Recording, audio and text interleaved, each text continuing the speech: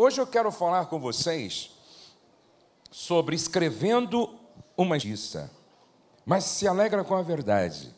Tudo sofre, tudo crê, tudo espera, tudo suporta. O amor nunca perece. Casar é decidir escrever uma história de amor. O grande desafio, o desafio de escrever uma história digna de ser contada pelos nossos filhos e netos. Todos nós estamos escrevendo uma história, todos nós. A pergunta é: a história que eu estou escrevendo é digna de ser contada pelos meus filhos, pelos meus netos? Não basta escrever uma história, essa história tem que ser digna de ser contada. Eu gosto de fotografias, eu registro tudo. Fotografias geram memórias positivas dentro da cultura de uma família. Dá uma olhadinha no próximo slide. Coloca aí o próximo slide, por favor. Pode passar. Aí está meu pai se casando. Aí meu sogro se casando. Eu me casando. O Douglas se casando e a minha filha se casando. Minha esposa pegou essas fotografias e fez um quadro, assim, um quadro do meu pai se casando, um quadro do meu sogro se casando, um quadro, eu e ela nos casando, e os nossos filhos, e colocou, espalhou na casa. E se você me pergunta, por que essas fotografias foram colocadas em casa? Para que a gente, todos os dias, se pergunte: que história meu pai escreveu conjugalmente, familiarmente? Que história que meu pai escreveu sobre casamento e família? É uma história que eu tenho o prazer de contar? Que história o meu sogro escreveu? Será que a minha esposa tem alegria de contar a história que os pais escreveram? Que história eu estou escrevendo? Será que o Douglas, a Letícia olham para a minha história e se inspiram a partir dela? Essa é uma pergunta interessante. Sabe, queridos, eu tenho uma casa de recuperação de casamentos. Essa casa foi inaugurada dia 23 de março de 2013. Eu recebo uma vez por mês lá 30 a 35 casais que chegam com o casamento destruído. Com o casamento destruído, eles ficam um tempo conosco e 70% que por lá passam voltam restaurados. Nós já recebemos 1.203 casais. 70% estão restaurados. Mas esse ano eu fiz algo diferente. Esse ano eu convidei 35 casais de noivos para passar com a gente 3 dias, e eu chamei de imersão no casamento. Vocês vão conhecer o casamento por dentro. Alguns vão desistir, os outros vão aceitar o desafio. Certo? Então eu passei lá com 35 casais de noivos, e eles ficaram com a gente. Eu, doutor Gesimar, que é médico, a Betânia, que é psicóloga e coach, o Salomão, que é especialista em aconselhamento, e nós ministramos 10 horas para eles sobre o que é casamento por dentro. Por que eu fiz isso? Porque a maioria das pessoas que se casam não sabem nada do que é casamento. Por isso estão escrevendo uma história errada. Vamos dar uma olhada no que significa casamento, não na perspectiva da sociologia, não na perspectiva da novela, não na perspectiva de Hollywood, não na perspectiva das feministas, não na perspectiva de alguns professores hoje, que são os pregadores da ideologia de gênero. Vamos ver o que significa casamento na perspectiva de quem o criou. Pode ir passando para mim, ok, querido?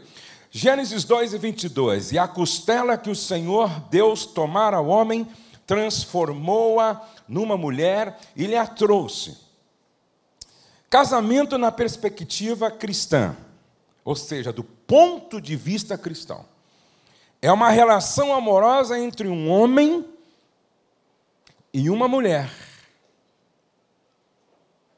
Não há nenhuma brecha nas Escrituras Sagradas que sugira uma relação homoafetiva. Não há. Leia de Gênesis a Apocalipse, você não vai encontrar nenhuma brecha, nenhuma sugestão, nenhuma mensagem implícita de casamento homossexual. Por isso, do ponto de vista cristão, é uma relação amorosa entre um homem e uma mulher que, sob orientação e direção de Deus, manifestam publicamente o desejo de pertencerem um ao outro até que as dívidas os separem. Sim ou não? Até que a sogra os separe. Sim ou não? Até que uma relação extraconjugal. Não. Até que a morte os separe.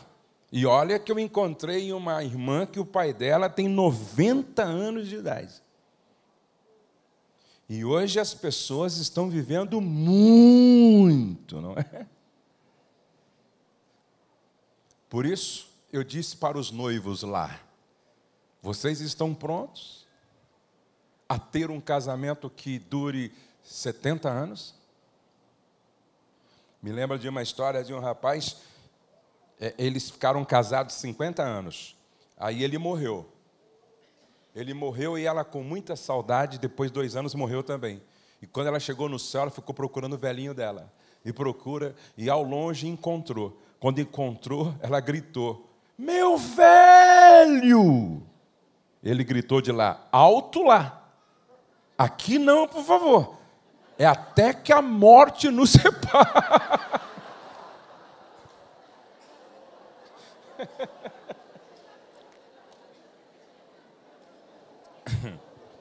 A origem do casamento. O casamento originou-se na mente e no coração de Deus. O casamento é a primeira instituição criada por Deus, é uma ordem estabelecida no paraíso, a natureza do casamento. E perguntais, Malaquias 2:14, e perguntais, por quê? Porque o Senhor foi testemunha da aliança. Antes da mãe, do pai, dos convidados, o Senhor foi testemunha da aliança entre ti e a mulher da tua mocidade. Casamento é um relacionamento pactual entre 2 cônjuges e Deus. Deus, marido e esposa, pacto. Um pacto sagrado, um pacto legal, pode passar, querida. Um pacto sagrado, um pacto legal. Isso, pode passar. Ótimo. E um pacto público e social. Diga, pacto sagrado. Legal. Público. Social. Sagrado porque foi instituído por Deus para a preservação da raça humana e glória do seu nome. Legal porque tem proteção legal. Existem algumas bênçãos que são fundamentos do casamento. Por exemplo, a bênção paterna. A bênção paterna. Isso tem tudo a ver com Efésios capítulo 6. Honra teu pai e tua mãe, para que te vá bem e vivas muito tempo sobre a terra.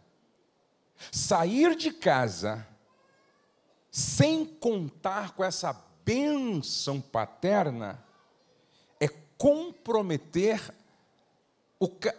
a estabilidade dessa relação por falta de um fundamento, a bênção dos pais, bênção paterna.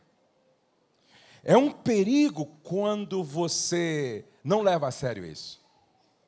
O filho pródigo saiu com a herança, mas não saiu debaixo da bênção. E quando você sai com a herança, mas não sai com a bênção, geralmente você perde a herança. Porque o que sustenta, o que protege a herança é exatamente a bênção. Quantos se casaram, mas não levaram sobre si a bênção dos pais? Uma outra bênção é a bênção sacerdotal. Entenda, a igreja é figura de autoridade. Os pastores são figuras de autoridade. Então, casar-se na igreja é levar a sério a bênção sacerdotal. A igreja é figura de autoridade. A liderança espiritual, figura de autoridade. Então, quando você se casa na igreja, você está levando a sério a bênção sacerdotal. Aí você tem a bênção judicial. É quando você se casa segundo as leis do país. Quando você se nega a casar segundo as leis do país, você está quebrando um princípio de autoridade. E quem quebra um princípio será quebrado pelo princípio. Tanto o mundo espiritual quanto o nosso mundo trabalha a partir de legalidade. Legalidade.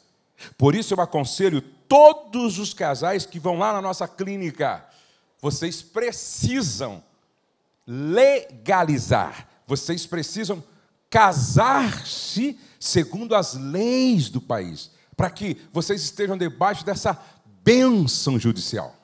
Então, bênção paterna, bênção sacerdotal, bênção judicial. Aí tem a bênção sexual. Por isso deixa o homem seu pai e sua mãe e se une à sua mulher e os dois se tornam uma só carne. E quando é que isso acontece? Quando eles praticam o ato sexual dentro do casamento. Essa é uma outra bênção importante. Então, é um pacto sagrado, é um pacto legal, é um pacto público, e o que se faz publicamente tem um peso de responsabilidade maior, e é um pacto social. Dietrich, que viveu na época do nazismo, foi enforcado, mas durante o tempo que ele ficou na prisão, ele escreveu um sermão para uma sobrinha que iria se casar. E ele escreveu algo interessante. Ele escreveu assim, olha, o casamento não pertence a vocês. O que pertence a vocês é o amor que um sente pelo outro. Na verdade, o casamento tem uma função de responsabilidade social. O casamento tem uma função de responsabilidade social. Por isso, é um pacto social. Agora, quais são os limites deste pacto conjugal? Primeiro, casamento é uma união heterossexual, certo? É por isso que o homem deixa o seu pai e a sua mãe e se une à sua mulher. Casamento é uma união monogâmica. Nunca foi ideal de Deus bigamia. Nunca foi ideal divino poligamia. De Gênesis a Apocalipse, você percebe que o ideal divino sempre foi monogamia. Gênesis 2:18. Não é bom que o homem esteja só. Far-lhe-ei 3 Evas. Sim ou não? Uma loira, outra ruiva, outra morena. Não. Não é bom que o homem esteja só. Far-lhe-ei. Quantas auxiliadoras? Uma. Não tinha poder ele para fazer mais do que uma? O Éden não era grande? Por que ele fez uma? Porque se você cuidar bem de uma, você já é um herói. Porque uma já dá um trabalho.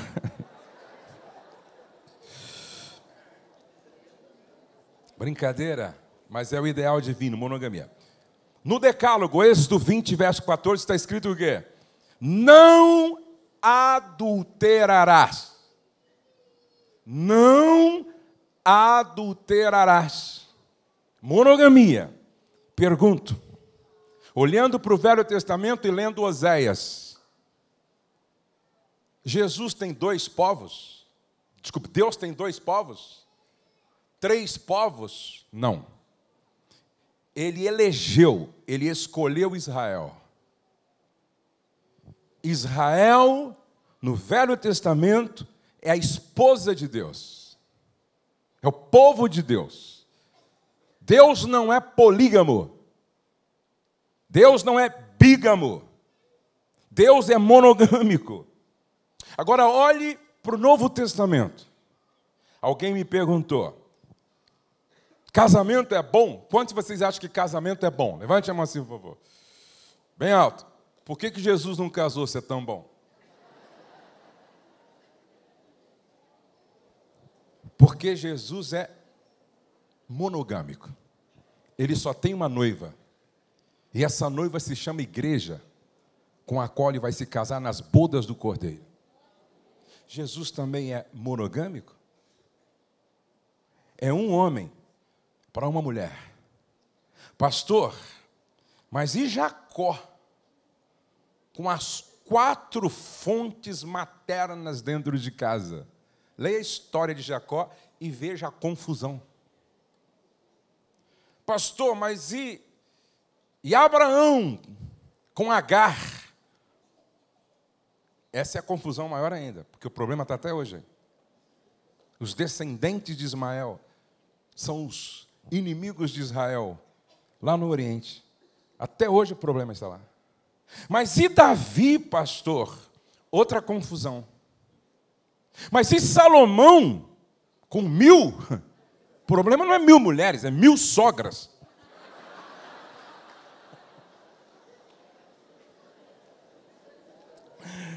Você já pensou, irmão, um cara ter 1000 sogras?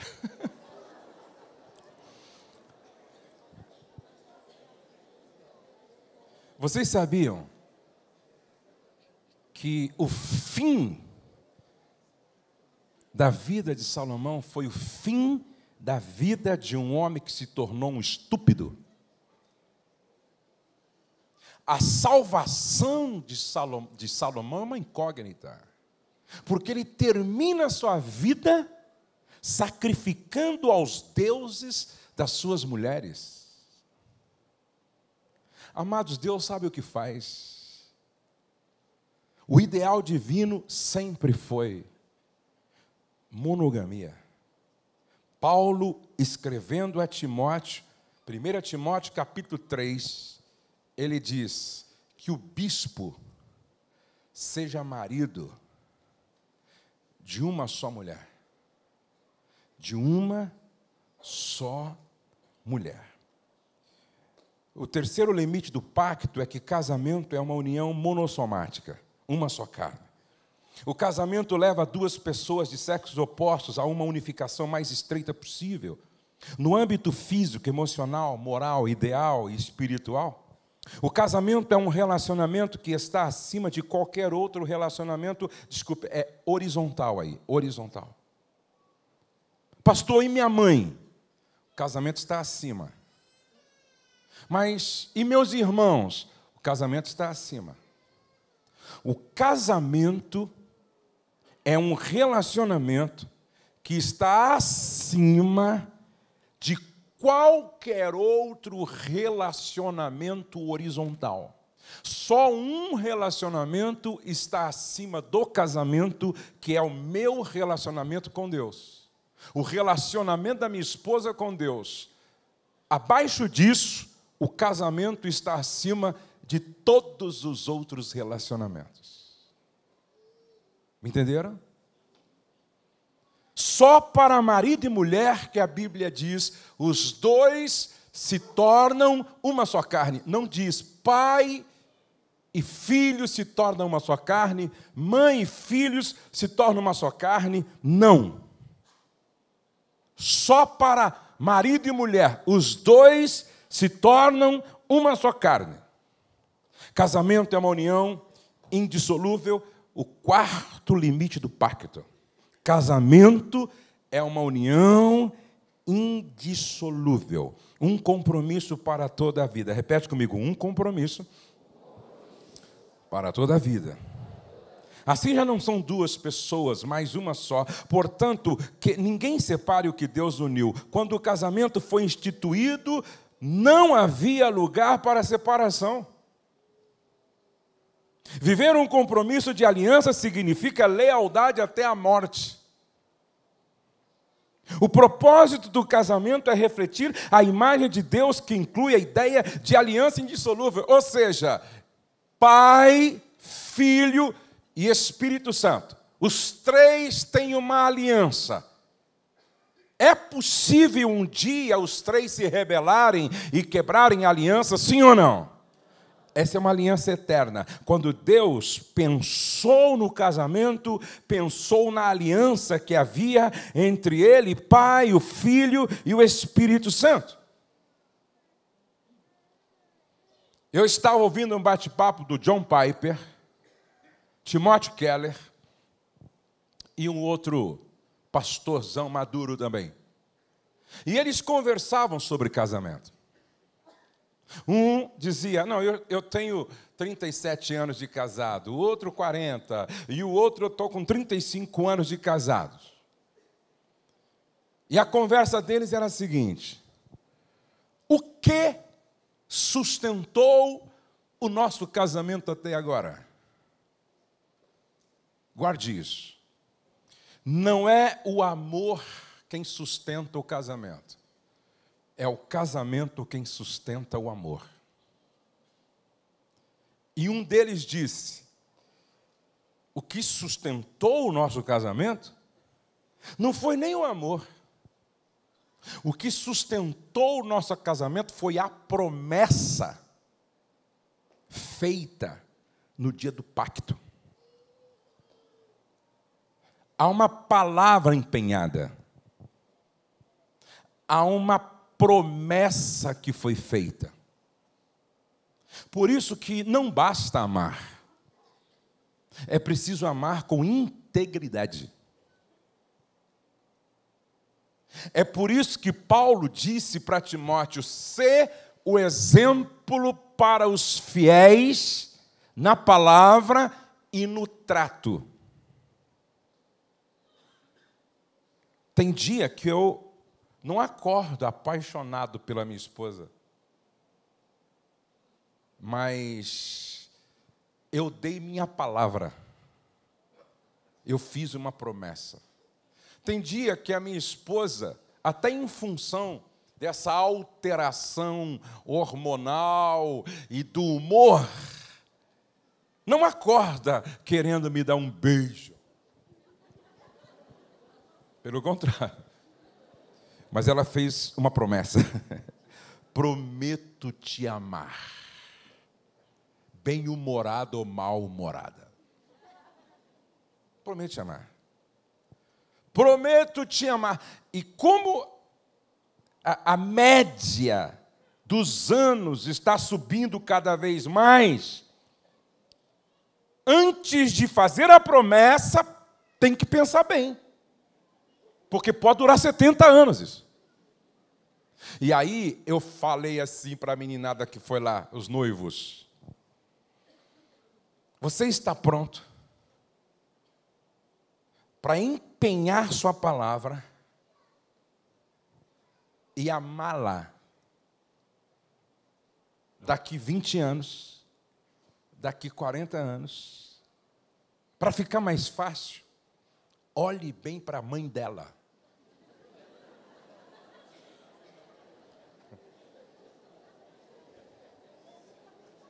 A tendência é ficar igual.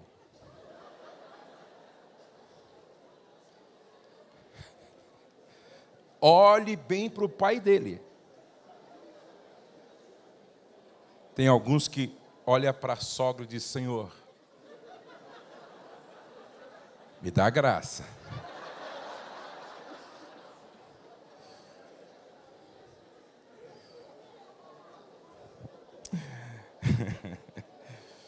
Preservar o casamento como instituição divina é o grande desafio para a família cristã hoje. 3 verdades irrefutáveis sobre o divórcio. O divórcio não foi instituído por Deus. O casamento é fruto do coração amoroso de Deus. O divórcio é fruto do coração endurecido do homem. Lá no Éden, quando Deus disse: por isso deixa o homem seu pai e sua mãe, e se une à sua mulher, e os dois se tornam uma só carne. Ora, um e o outro, os dois estavam nus e não se envergonhavam. Quando Deus ali dava as instruções de como deveria ser, Ele não falou nada sobre divórcio. Porque no plano original não constava o divórcio. O divórcio é consequência da rebelião, do pecado, da queda. O divórcio não é da vontade de Deus. Embora o divórcio seja permitido em caso de infidelidade e abandono, ele não é obrigatório. Melhor do que o divórcio é o perdão e a restauração. Você sabia que 63% dos casais que se separam se arrependem depois?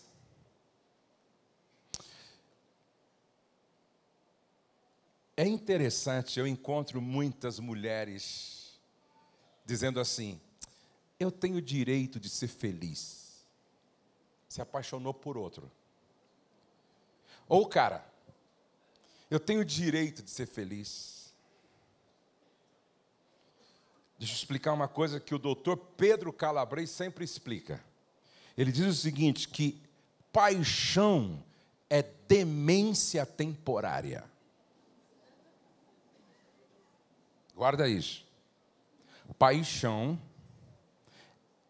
é demência temporária. E ele explica que quando uma pessoa está apaixonada, o cérebro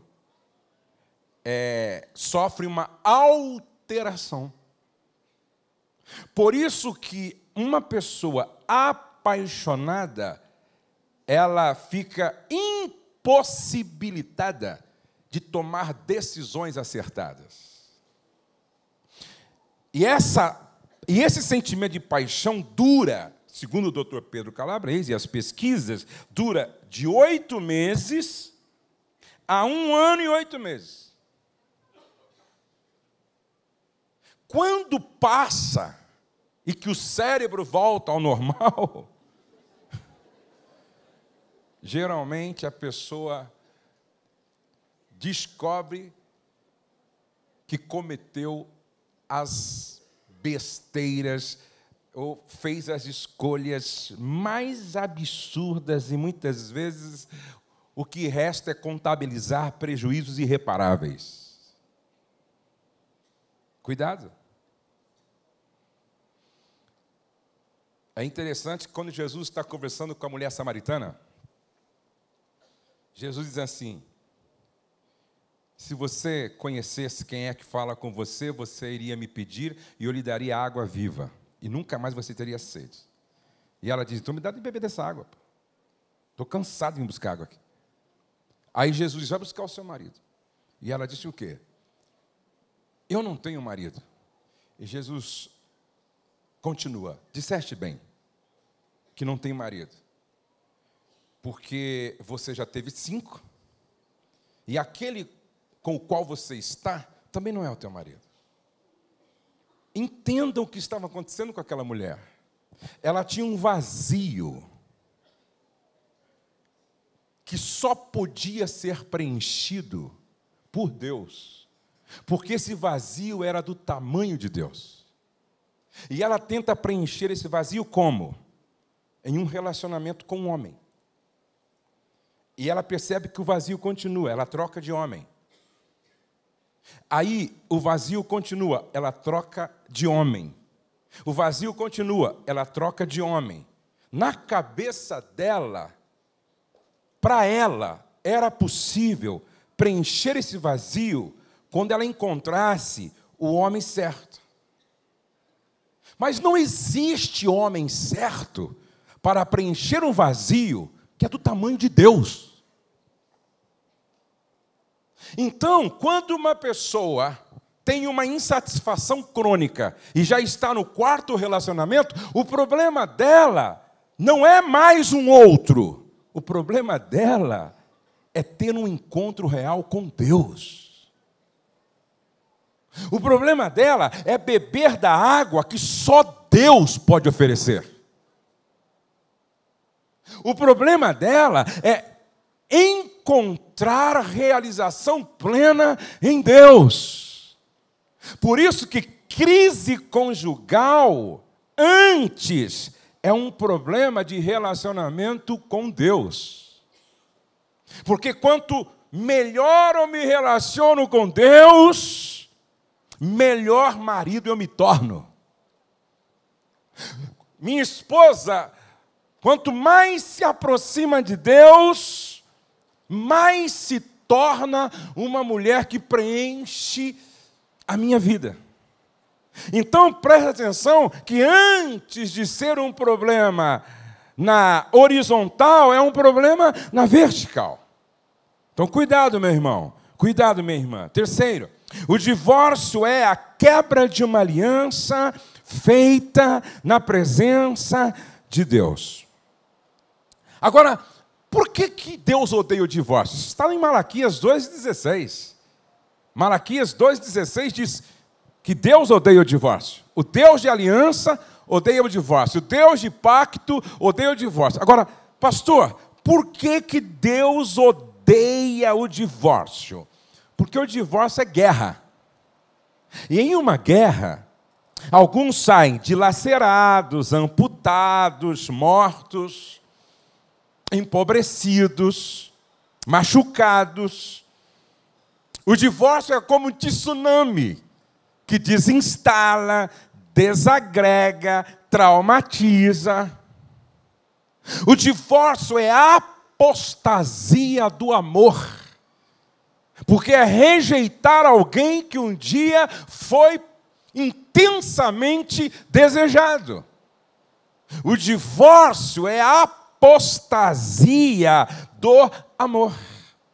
Se dependesse só de Deus, não haveria divórcio. Porque quando um divórcio acontece, ninguém ganha, ou seja, só ganha o diabo e o advogado. Por isso eu tenho um amigo advogado que nunca mais fez divórcio, porque ele não quis ser sócio do capeta. Então preste atenção. Repete comigo, Deus de aliança odeia o divórcio.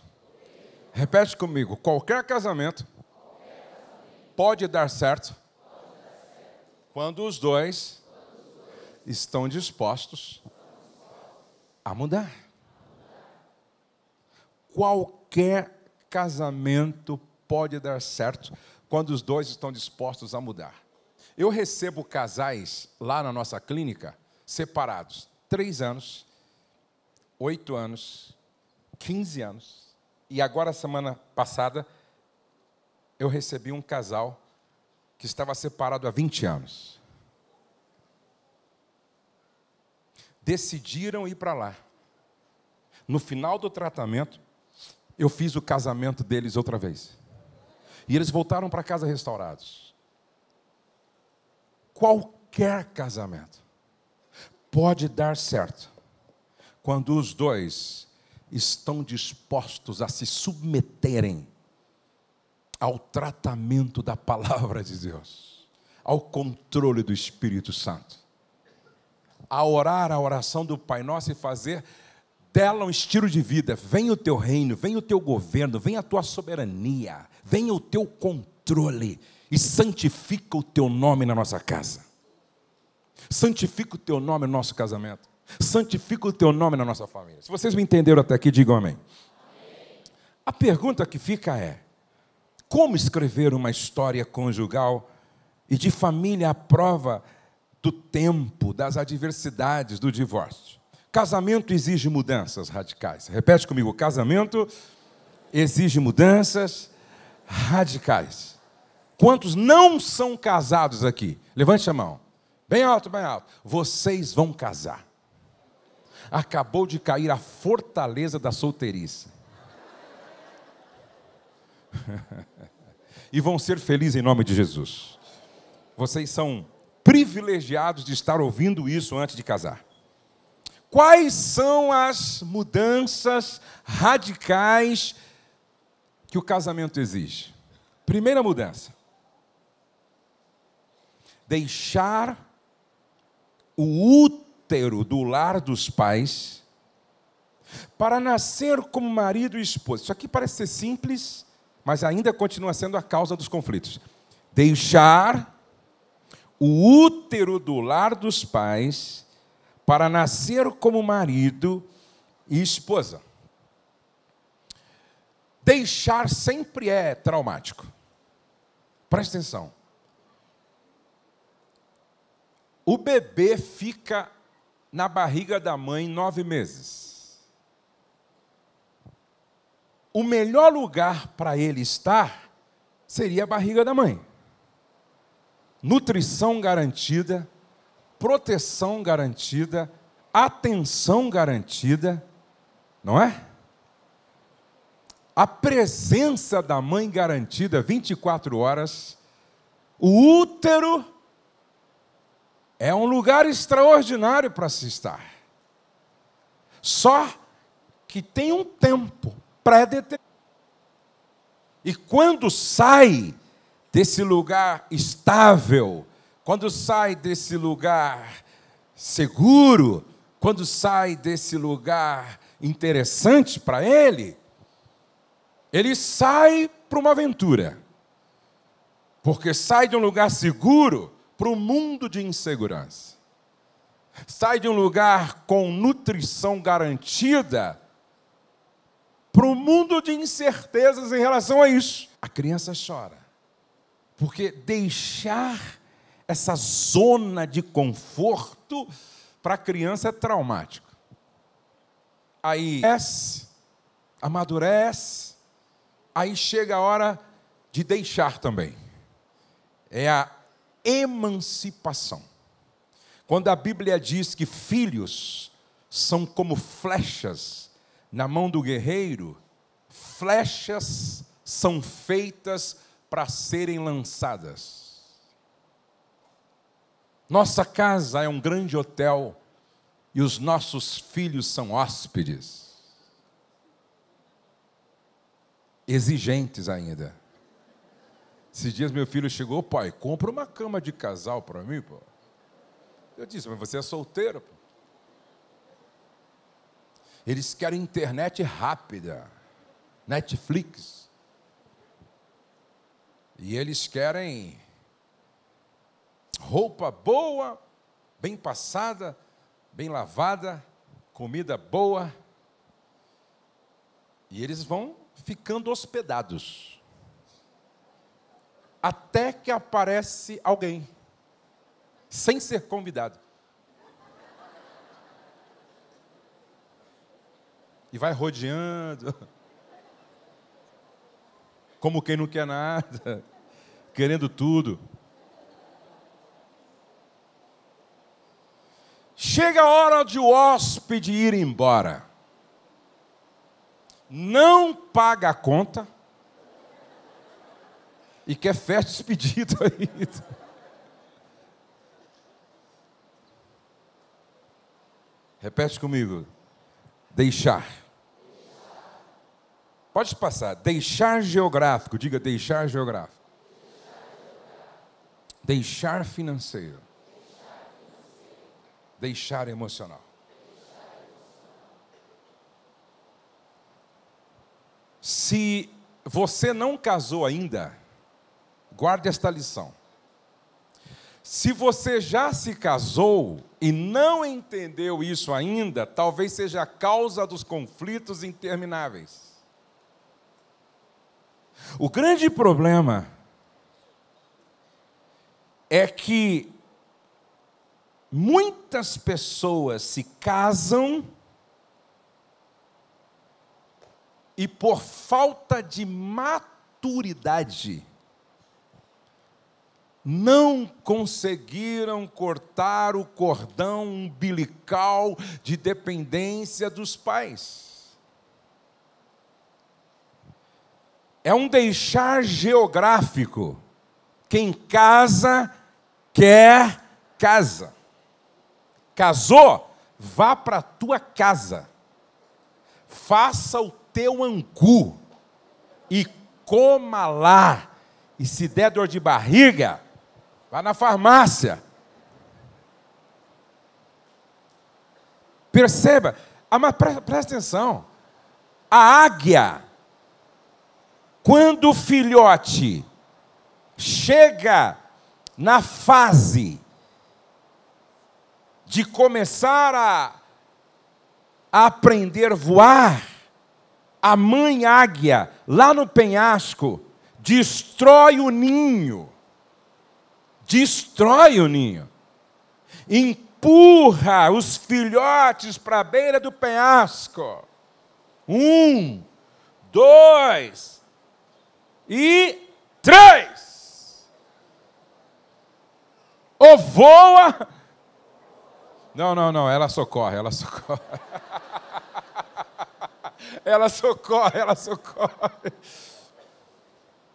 Às vezes tem aquele filhote que não consegue tal e vai, não consegue. A mãe dá um mergulho e socorre o filhote com as suas asas e leva, e ele pensa que acabou. Não, descansa aí porque vai de novo. Até que o filhote descobre que é águia também e que tem asas para voar. Tem muitas esposas ainda chupando chupeta emocional, atrás de mamadeira emocional. Vou contar para minha mãe.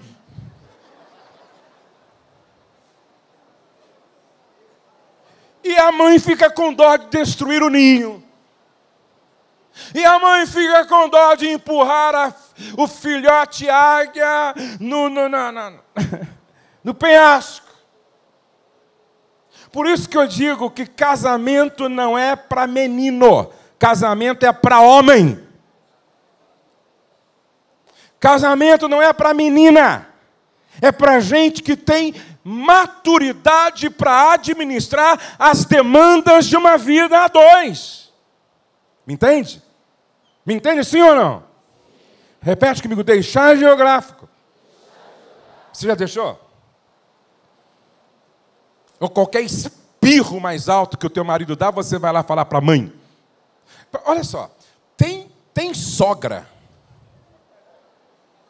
que odeia o genro, porque a esposa dele vai todo dia na casa da mãe dela pintar o próprio marido como monstro.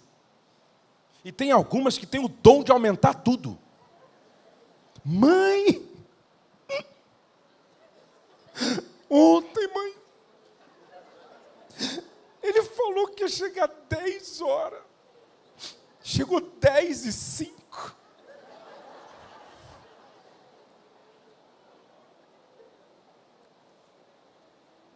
E vai pintando o marido feito um cara mau, ruim. E a sogra diz assim para a filha: faça com ele como eu faço com o teu pai. Vai dormir na sala. Não passa nem lava mais a roupa dele. Não faça mais café pela manhã para ele. Mata esse cara na unha. Quem tem uma sogra assim, não precisa ter o diabo como adversário. Repete comigo: deixar geográfico, deixar financeiro, deixar emocional. Eu sou casado há 33 anos.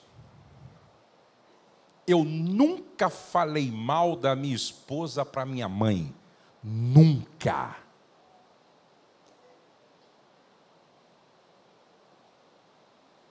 A minha sogra me ama.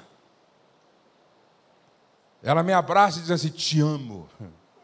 Sabe por quê? Porque ela só conhece meu lado bom. A minha esposa nunca falou mal de mim para a mãe dela. Se há problemas, é preferível procurar os conselheiros da igreja. Se há problemas, é preferível procurar um mentor. E ela, outro dia eu estava lá com uma pequena crise na minha relação por causa de um assunto. Minha esposa não foi na casa da mãe dela. Ela foi em busca da mentora dela, porque nós temos um casal de mentores. Ela foi falar com a mentora dela e eu fui falar com o meu mentor. É diferente. Para de levar problemas para a casa dos seus pais. Para de pintar seu cônjuge para os seus pais de uma forma que você está criando um problema para você mesmo. Deus sabe o que faz. Por isso deixa o homem seu pai e sua mãe e se une à sua mulher. E os dois se tornam um só. Agora, a segunda mudança. Eu gosto disso. Estou terminando. Vocês já estão cansados aí, sim ou não? Segunda mudança. Assumir a família do outro como parte da história que vão escrever. Ruth, capítulo 1, verso 16. Todos conhecem. Ruth, viúva. Sua sogra Noemi, viúva. A órfã seguiu o conselho da sogra, foi embora. Ruth decide seguir a sogra viúva, e não só decide seguir a sogra, mas ela faz um voto, alguns votos, e um deles: o seu povo será o meu povo. O seu povo, a sua família será a minha família. Como é que vocês chamam? Como é que é o seu nome? Rogério. E o seu? Thalita? Ok. Vocês são casados há quanto tempo? 6 anos. Que joia. Fica de pé aqui, ó. Vocês dois aqui, ó. Me ajuda aqui, ó. Fica aqui, ó. Aqui na frente. Suponhamos que eu estou fazendo o casamento de vocês. Olha um para o outro aqui, ó. Rogério e Thalita. Próximo casamento que eu fizer, eu vou fazer isso agora. Vou gravar. Vou gravar. Aqui, ó, vou gravar. Rogério, repete comigo assim, ó, para Thalita. Thalita. Thalita. Eu prometo. Que a sua família. Que a sua família. Será a minha família. Será a minha família. Seu pai. Seu pai. Vai ser meu pai. Olhando nos olhos dela. Vai ser o meu pai. Sua mãe. Sua mãe. Minha mãe. Minha mãe. Seus irmãos. Seus irmãos. Serão meus irmãos. Serão meus irmãos. Mesmos malas. Mesmos malas. Sem alça. Sem alça. Com a rodinha quebrada. Com a rodinha quebrada. Meus irmãos. Meus irmãos. Eu prometo. Eu prometo. Que vou tratá-los. Que vou tratá-los. Com dignidade. Com dignidade. E respeito. E respeito. Está gravado. E vou dar um pendrive para a noiva.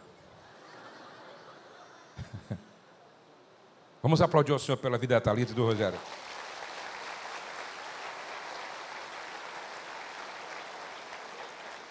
Repete comigo: casar é como comprar um CD. A gente gosta de uma música e leva 15 para casa. A gente gosta de uma música, leva 15.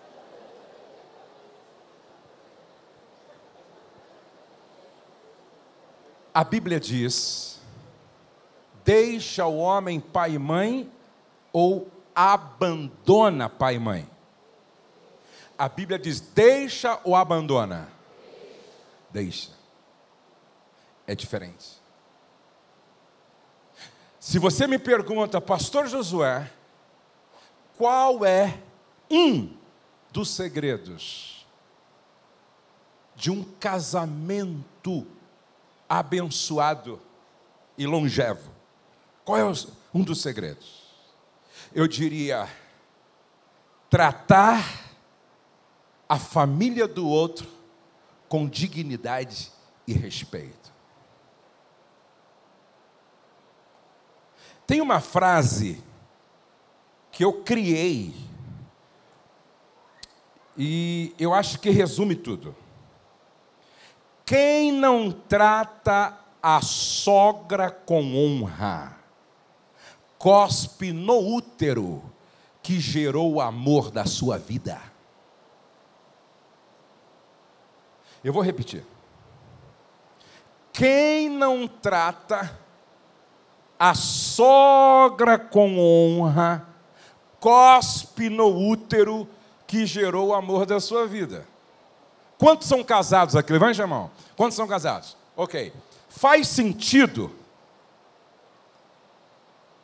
a minha esposa dizer assim: Jô, te amo, mas odeio tua mãe. Jô, te amo, não suporto teu pai.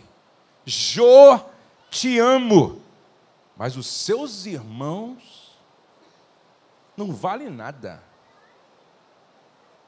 Jô, te amo, mas por favor, na minha casa, sua família não. Faz sentido, sim ou não? Faz sentido, sim ou não? Não. Preste atenção. É impossível ser feliz em uma relação a dois sem tratar a família do outro com dignidade e respeito. Jesus, antes da cruz, está na última ceia e ninguém se prontificou em lavar os pés dos que estavam à mesa. E como ninguém foi proativo, Jesus se levanta, pega uma bacia, tira a parte superior, cinge com uma toalha na cintura, e ele vai com a toalha e se abaixa para lavar os pés de André, de Filipe, de Tomé. Pedro chega, acha estranho, diz: eu não. Jesus diz: se você não deixar eu lavar os teus pés, você não tem parte comigo. E ele, exagerado, então lava logo tudo. Jesus: não, você já está limpo pela palavra que eu tenho vos dito, basta só os pés. Agora, o que me chama a atenção é que, de repente, Jesus se depara com os pés de Judas. Jesus sabia quem era Judas. Jesus sabia o que estava no coração de Judas. Jesus sabia que Judas era o traidor. A pergunta que eu te faço é: Jesus pulou os pés de Judas? Sim ou não? Jesus olhou bem para ele e disse: pé de traidor eu não lavo. Sim ou não? O que você está fazendo aqui, seu traidor? Sim ou não? Não. Jesus lavou os pés de Judas? Sim ou não? Sim ou não? Quantos aqui querem que a sua casa... Você quer que a sua casa seja um lugar de cura? Quem quer que a sua casa seja um lugar de cura? Levante a mão, por favor. Eu vou filmar. Levante bem alta a mão. Quem quer? Quem quer? Minha casa, lugar de cura. Minha casa, lugar de cura. Minha casa, lugar de cura. Minha casa. Você quer mesmo que a sua casa seja lugar de cura? Sim ou não? Sim. Você sabe o que você acabou de dizer? Deus pega todos os doentes da minha família para tomar café lá na minha casa. Hospital só faz sentido se a porta estiver aberta para receber os doentes. Um lugar de cura só faz sentido se os doentes tiverem acesso. Sabe por que a minha casa tem sido lugar de cura? Porque ela está aberta para todos da minha família, mesmo os mais difíceis, mesmo os mais complicados, mesmo os desviados, mesmo os atrapalhados. Na minha casa, se eu quero que a minha casa seja lugar de cura, eu tenho que estar pronto para lavar os pés até do Judas.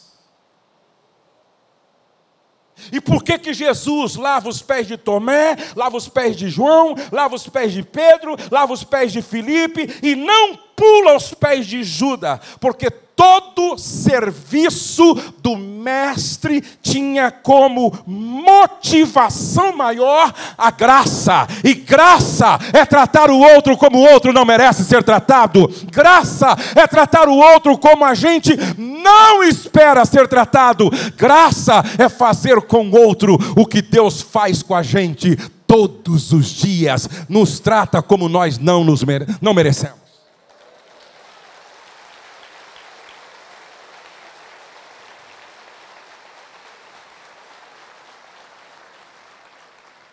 Faça da sua casa um ambiente marcado pela graça. Aí você vai praticar a cultura da honra. E esta é a casa que se torna lugar de cura. Eu quero ser profeta nesta noite. Se você crê que hoje eu vim como profeta da palavra para a sua casa, para a sua vida, para o seu casamento, levante sua mão assim, por favor. Eu declaro que a partir desta noite, sua casa deixará de ser um lugar comum, para ser um lugar extraordinário. Eu declaro que a sua casa deixará de ser um lugar comum, para ser um lugar de cura. Quem entrar na sua casa doente, vai sair curado. Quem entrar na sua casa triste, vai sair cheio de alegria. Quem entrar na sua casa oprimido, vai sair liberto. Quem entrar na sua casa desesperado, vai sair cheio de esperança. Quem chegar na sua casa machucado, vai sair sarado e batizado com um batismo de alegria. Deus está te curando para você ser agente de cura. Deus está te libertando para você ser agente de libertação. Deus está te transformando para você ser agente de transformação. Deus está tocando em você para, através de você, tocar pessoas dentro da sua família. Deus vai te usar para que o reino dele alcance outras casas, outros lares, outros casais, outras vidas. Se vocês creem nisso, aplauda o Senhor com muita alegria, com muita alegria.